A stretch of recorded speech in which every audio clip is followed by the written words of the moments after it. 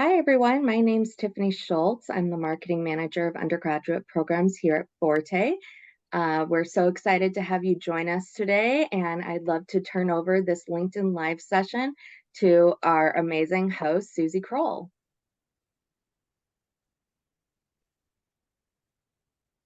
Good. Hi, everyone. My name is Tiffany Schultz. I'm the marketing manager of undergraduate programs here at Forte. We're so excited to have you join us today, and I'd love to turn over this LinkedIn Live session to our amazing host, Susie Kroll.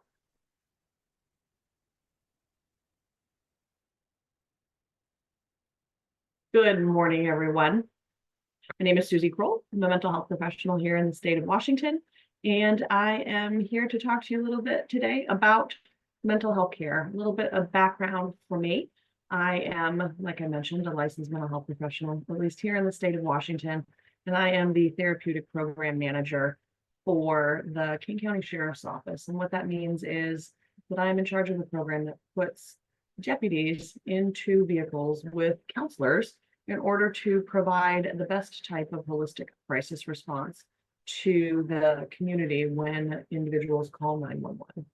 My background is in counseling psychology. I have a master's degree in that and proceeded to work in a community mental health clinic for the beginning part of my career, and then was given the opportunity to pilot this newfangled idea of partnering counselors with police officers to go to calls for service. And it ended up changing my entire career. It's something that I never imagined I would be doing. And in my wildest dreams, didn't think something like this could ever exist. If I went back and started thinking about going to school and where I thought I'd be, from my little brain in elementary school to my high school brain to what I thought expectations were for me in college, all the way until, gosh, even a couple of weeks ago. The opportunities and things that were put in front of me and the work that I put in, really not knowing what the outcomes would be, would never have gotten me in my wildest dreams to this position. And when Tiffany reached out to talk about mental health awareness, I thought, well, this is an amazing opportunity because so much of what we do hinges around how we feel, what our journey's process looks like, how we take care of ourselves, and where we hope to be in the future. So I am happy today to talk to you a little bit about mental health awareness, self-care, and not the typical buzzword that you hear all the time about healthcare and self-care and what that means, but the practicalities of what that looks like. So I'm absolutely excited to talk to you about what that looks like and how we conceptualize the idea of self-care. And I can tell you from where I stand or sit that healthcare and self-care to me are words that I am completely burned out by. I know that sounds silly coming from a counselor, but we hear the words self-care all the time. And let me tell you, I know what it is. I know what I need to do. I know all of the things that would keep me well and healthy and resilient and strong. And a lot of them are really hard to implement as habits, especially when we talk about the things that are foundational, like diet and exercise and work-life balance and maintaining something that keeps you mentally strong, intellectually strong, hobby strong, and interpersonally strong. Managing a lot of that is a lot of expectation. And when I think about expectation and keeping oneself healthy, and I think about expectation and where I thought I would be in a career and what that looked like, I can tell you that self-care became something that I didn't really think about because there were so many other pressures that I had in my head about where I should be and what expectations are and the things that in my perception in that moment, I thought were these huge monumental things that required all of my focus. So I love the quote, "The years make sense of the days." The years make sense of the days. And the reason that I love that quote is because it's framed so much of my journey now. versus what my journey looked like when I was younger and when I had different experiences, perceptions, and expectations. To give you a flavor for that, and I know this ties in very, very personally for me, so I hope that it resonates with you. When I was in second grade, I wanted to be a marine biologist. I watched a couple Jacques Cousteau documentaries on PBS and thought, yes, I want to be in the ocean with all the animals and the whales, and I was going to do this. And from second grade all the way until I got into college, that was the goal. Heavy sciences, heavy biology, all of that. Got to my university, took all those classes. Still gonna be a marine zoologist, absolutely, no matter what. And then I hit organic chemistry and calculus and genetics and all of these really high level science classes. And they were really hard. They were so hard. And I wasn't doing well in them, which killed me because I had all of these ideas about how this is supposed to be. And if I didn't get good grades in these classes, I was going to not be a marine zoologist. I was going to be a failure. And I was looking at all my peers around me and they seemed to just get it. And it was simple and it was easy. And here I'm thinking I'm failing and I'm doing so badly and I'm struggling and I'm putting all this pressure on myself. And I had this huge expectation of must do this to get here. It was pretty horrible and pretty stressful. And I got what I thought were bad grades at the time. And I'll tell you what they were after, and it'll make a little bit more sense when I talk about perception. Because self-care ties so much into this. So I got through the classes and I was doing so poorly and I felt so down. Thought, man, I got to take a class or two that's going to bolster my GPA. So I took a couple of speech communication classes. And it turns out that I really loved that. And I did well in it and I was thriving in those classes. And it was the first time that I felt like I had some solid confidence. But I looked at those speech communication classes and I looked at my science classes and I looked at them as lesser because they were easy and simple to me. And I didn't see the joy that those things brought and I pushed them aside. I added that degree to bolster my GPA from what I thought were terrible, terrible grades in my science classes. And ended up in the end getting a zoology degree with a marine emphasis and a speech communication degree, but had always had this idea that my speech communication degree was lesser because it wasn't this drive and dream of the science degree that I had.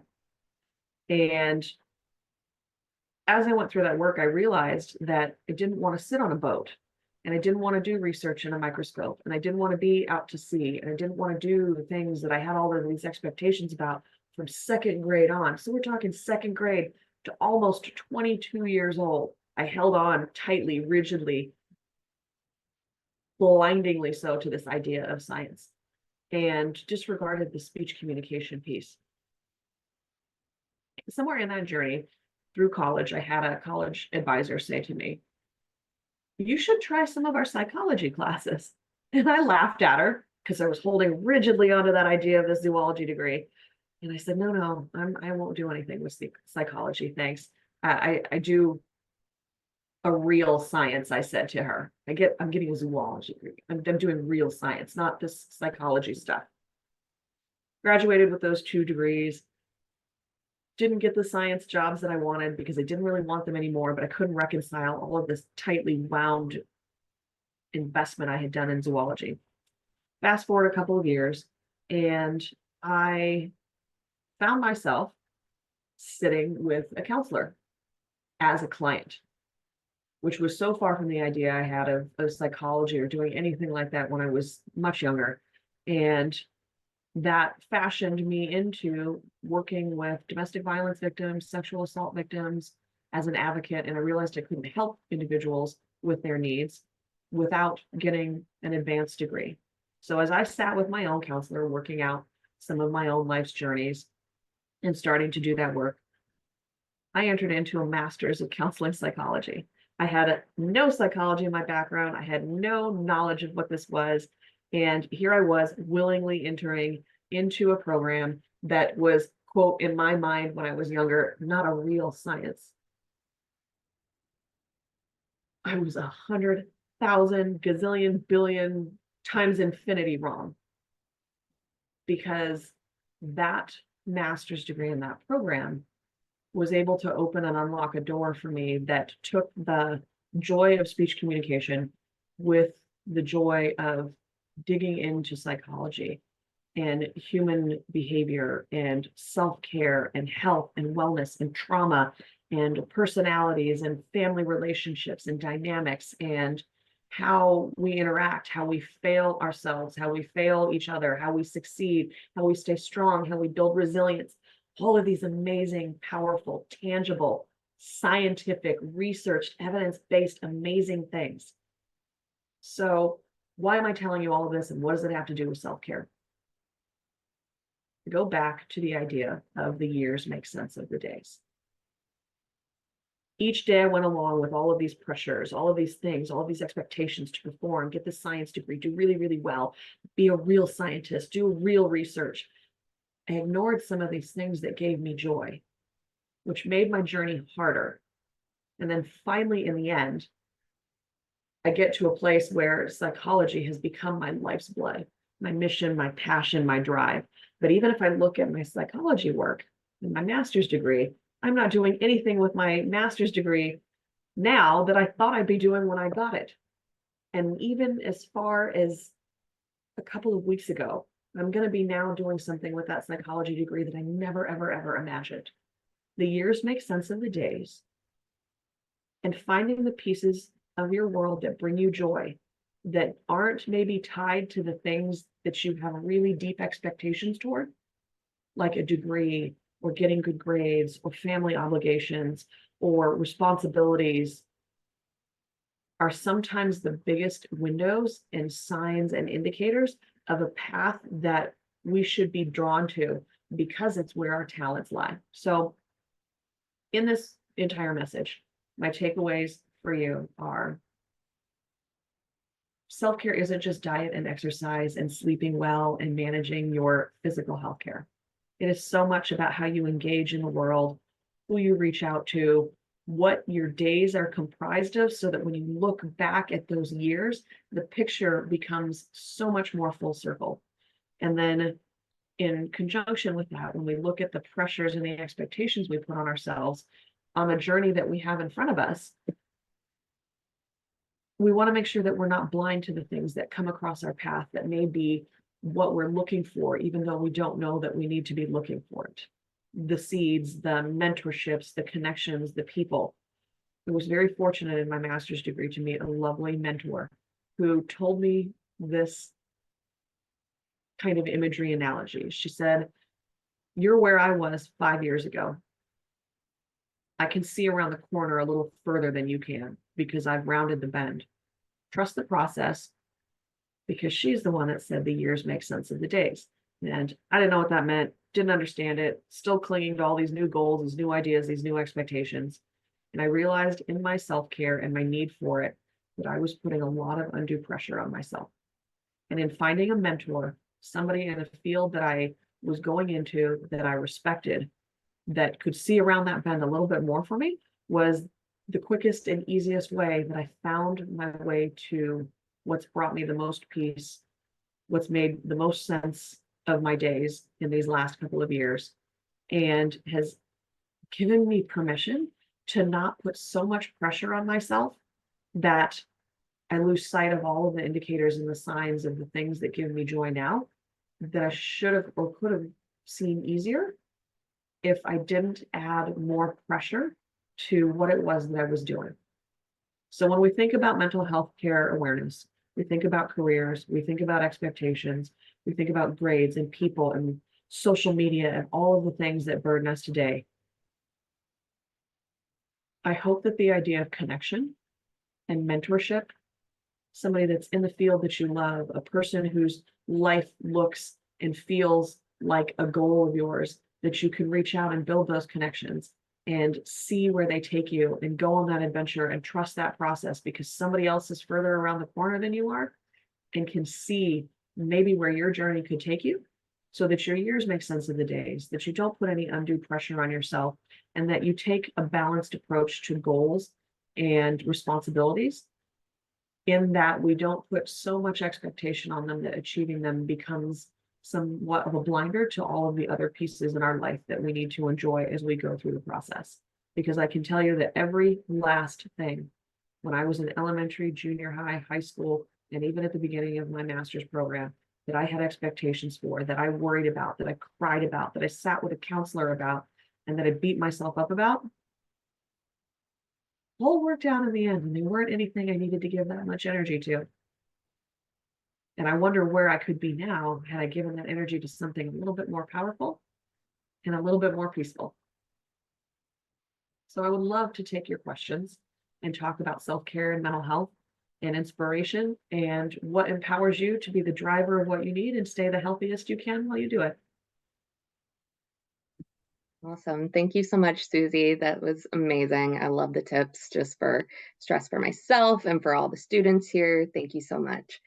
We are still waiting for a few questions for students, but in the meantime, can we start with what can I say to someone who is experiencing a mental health issue? So I will offer that a mental health issue is such a broad topic. We could talk about mental health issues being somebody that's feeling suicidal, somebody that's feeling hopeless, somebody that's feeling anxious. But we can also look at mental health as I got a really big test coming up and I'm losing my mind for it because I have so much concern, anxiety, pressure, worry, or it's a subject I don't understand. And what I will say as far as mental health and connection is exactly that. We do so much better when we have connection, when we have partnership, when we have interpersonal empathy, and we have a light at the end of the tunnel, a mentor, a support system, a resiliency plan in place. And if somebody were to come to me and say that they were struggling with something, the first thing that I would do is meet them as a human being. And I would validate the heck out of that. Say, yes, that's scary, that's stressful, that's anxiety producing, it's frustrating, whatever it is. And just be present with that person so that they don't have to feel like that journey is something they have to handle alone.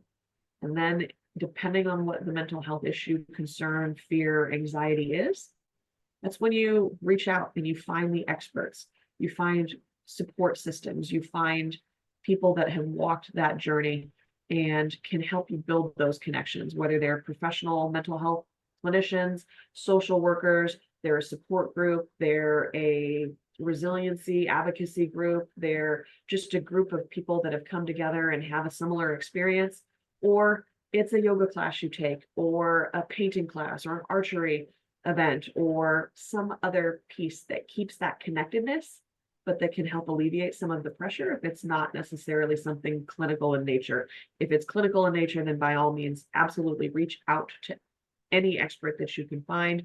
If you can't find one, I am on LinkedIn. You are more than welcome to message me and I can point you in a direction or at least give you the right words so that you can advocate for yourself when you do reach out to resources in your area. Because half the time, the biggest struggle is actually navigating the system and knowing what to ask for. We're really good at talking about potentially what our issues are and what we're struggling with, but framing them so that the places that we go asking for help understand them the way we need them to. Sometimes the words are hard. And if we can formulate how we do that, then getting the resources and the connections is much easier. It's a great note. Thank you for sharing. We have another question. What questions tying into that, what questions should I ask a therapist or a counselor when looking for one? The critical consuming of therapeutic resources is so important. And I love that question. I spend a lot of time talking to first responders about how to ask for counselors because we all have an idea of what a counselor looks like. I can tell you when I sat down with my counselor the first time and I didn't know squat about psychology or therapy, I wasn't in a master's program, it's absolutely clueless, but I needed help and I didn't know how to say it or ask for it or what I was even looking at. Things to ask. Good quality ethical counselors will give you a 10 to 15, maybe 20-minute session in the beginning to see if it's a good fit and ask what you're needing help with and how they operate. They should be able to provide you with a disclosure statement that talks about their services, their therapeutic approach, their education, logistics, records, like all of the really meaty things, how you make payments, what late fees are, like all of the logistical things. But you want to find a counselor that meshes with your personal style. You want to ask if they have a knowledge or ability in the topic you're looking for. Like if you have anxiety, you want to find a counselor that says that they have worked with people with anxiety, the right age group. If you are a neurodivergent individual, you want to make sure that the counselor that you're seeing has experience doing therapy with neurodivergent populations in your age group with test anxiety or depression or whatever those symptoms are. So looking for a counselor isn't just as simple as Googling and then going, yes, you. I like to compare it actually to trying to find the right pair of shoes or a prom dress or the right tuxedo. Probably have to try a couple on to make sure that you're getting the right fit and it is a good option. And if you do go to see a counselor and it doesn't work out, don't give up. Not all counselors are alike. There's tons of different therapeutic processes, types, education, certifications, types of therapy approaches. So read their websites, read about what they do. If there are words on there that you don't understand, Google that therapeutic process. And most of all, be a competent consumer of therapeutic services by making sure your person is credentialed, they're insured, they have the right education, and they have the right experience to be able to support the needs that you're seeking out help for. Wonderful. Great. That's good to know. We did have one more question, and this is more for me. Will the presentation be available after this event? Yes, it will be on YouTube later today. If you go to youtube.com/Forte Foundation, that's where you can find this. And that was our last question. So Susie, I'll turn it back over to you. Thank you so much. If I had to tie all of this together, here's what I will tell you, because I promised I would do this before. The grades that I got in that class, I got B's. I got B's. I got B's in really hard science classes. And my own mental perception of those B's were that they were D's and F's and that I was failing. That's an incredible perspective for me, and it's mind-blowing. I look back on that and I'm like, I had a B average at the university level in a hard science program, and I was mad at myself. The years make sense of the days. Those days, I thought I was a failure. These days, I look back at that and I laugh at myself a little bit because it was such a ridiculous feeling. But in that moment, it was so incredibly real that I felt like a failure. And if somebody were to tell me back then that myself now would say, all this stuff you're worrying about, don't worry about it. It doesn't matter. I'd have laughed in my own face. Are you kidding me? It absolutely mattered. So why am I saying that? Please, please, please. This is not some cliche statement. This isn't, oh, it's easy for you to say because it all worked out for you. It's not me being a typical therapist that has a very positive, overly positive view of things. The years do make sense of the days, and the perspective and the things that gutted me, broke my heart, beat me down, made me feel like a failure, made me question why I was doing anything that I was doing, and made me feel lost and hopeless and down with so much pressure. None of it mattered to the degree that I was making it pressure myself, because it did all work out in the end. All that worrying taught me is how to worry and how to make myself feel terrible and feel sick. It did get me a slight benefit. It made me pretty stubborn, and that I wasn't going to actually give up, even though I didn't know what to do or how to do it or where I was going to go or what my future looked like. It helped me trust a process, but it was such a hard load to carry. And I can't imagine what that would have been like had I not placed such undue pressure on myself, trusted the process, found mentors in the fields or the classes or the focuses or the groups that I was interested in, and had a sense of community through that process, instead of trying to go it alone with so much pressure that now when I look back on it, makes me just want to go back in time and hug this poor little girl that was so bent out of shape and tell me it was going to be okay, and probably beat me over the head with a stick saying, I know you don't believe me, but I promise you it's going to be okay. Taking that forward, find your groups, find your people, find your mentors, find programs and hobbies and things that you love. Look at the things that bring you joy and come to you with ease. Foster that talent, foster that drive, see where it takes you, and do the hard stuff too. But don't make the hard stuff even harder by being too hard on yourself to start with.